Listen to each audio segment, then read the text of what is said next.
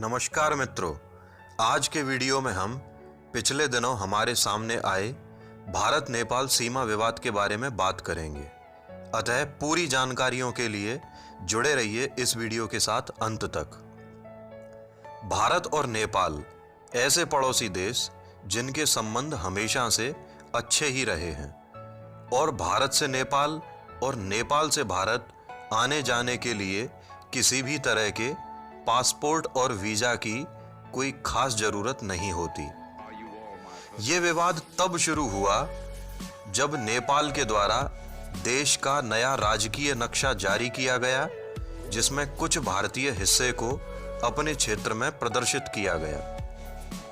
यह हिस्सा था लिपुलेख, लिम्पियाधुरा और कालापानी क्षेत्र, जो वर्तमान में उत्तराखंड के पिथौरागढ़ जिले में स्थित हैं।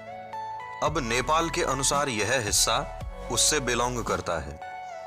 भारत सरकार ने इस क्षेत्र में 80 किलोमीटर की सड़क परियोजना का उद्घाटन भी किया है, जो भारत नेपाल सीमा के समानांतर होती हुई कैलाश मानसरोवर तक जाती है। इससे कैलाश मानसरोवर जाने वाले यात्रियों को सिक्किम से घूमकर नहीं जाना होगा। इस सड़क के निर्माण कार्य शुरू होने पर नेपाल सरकार को आपत्ति थी। नेपाल सरकार के अनुसार लिपुलेख, लिम्पियाधुरा, कालापानी का एरिया नेपाल के अंदर आता है। अब हम जानते हैं इस समस्या के इतिहास के बारे में। 200 साल पहले ब्रिटिश राज्य के समय नेपाल पर शक्तिशाली गोरखों का राज था। ब्रिटिश और गोरखे दोनों ही अपना साम्राज्य विस्तार करना चाहते थे। पूर्व में बंगाल के नवाब मीर कासिम ने 1762 में साम्राज्य विस्तार हेतु आक्रमण किया था, परंतु उसकी सेना पराजित होकर लौट आई। उसके बाद बेहटा के अंग्रेज व्यापारिक एजेंट ने नेपाल पर आक्रमण किया, लेकिन यह भी सफल नहीं हुआ। 1792 में अंग्रेजों ने नेपाल के साथ एक संधि की। 1802 में ईस्ट इंडिया कंपनी की ओर से कैप्टन नॉक्स व कर्नल कीरपैट्रिक के नेतृत्व में एक प्रतिनिधि मंडल नेपाल भेजा गया, लेकिन वह भी असफल रहा। नेपाल द्वारा चीन की तरफ साम्राज्य विस्तार संभव नहीं था, अतः नेपाल ने भारत की ओर ही विस्तार हेतु प्रयास किए।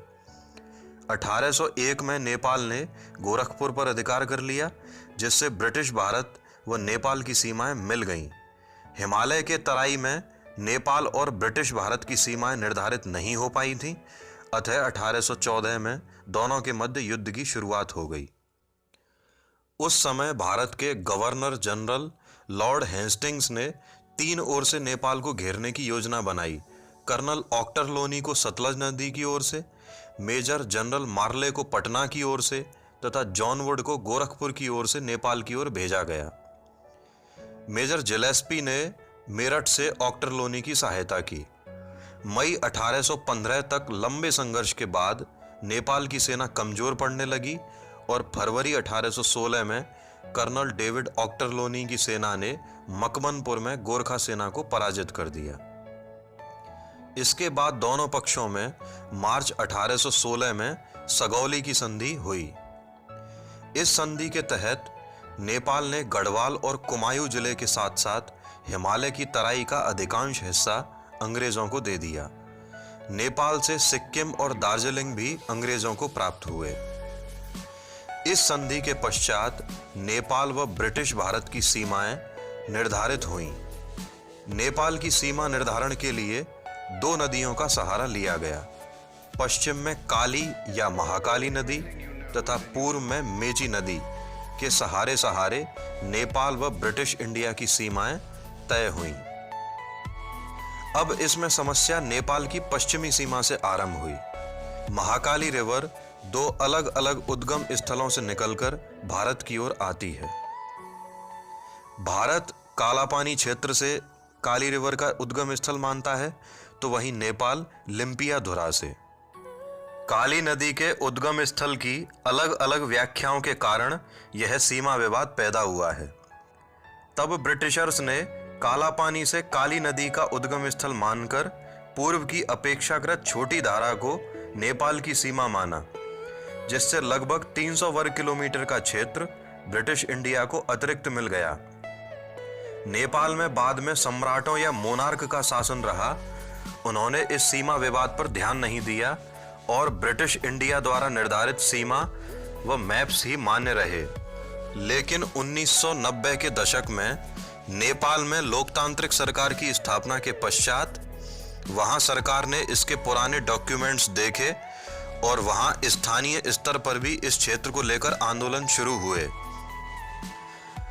अतः अब भारत के द्वारा सड़क बनाए जाने को लेकर नेपाल ने अब आपत्ति दर्ज कराई है तथा भारत की आपत्ति के बाद भी इस विवादित क्षेत्र को अपने देश के नक्शे में स्थान दिया है।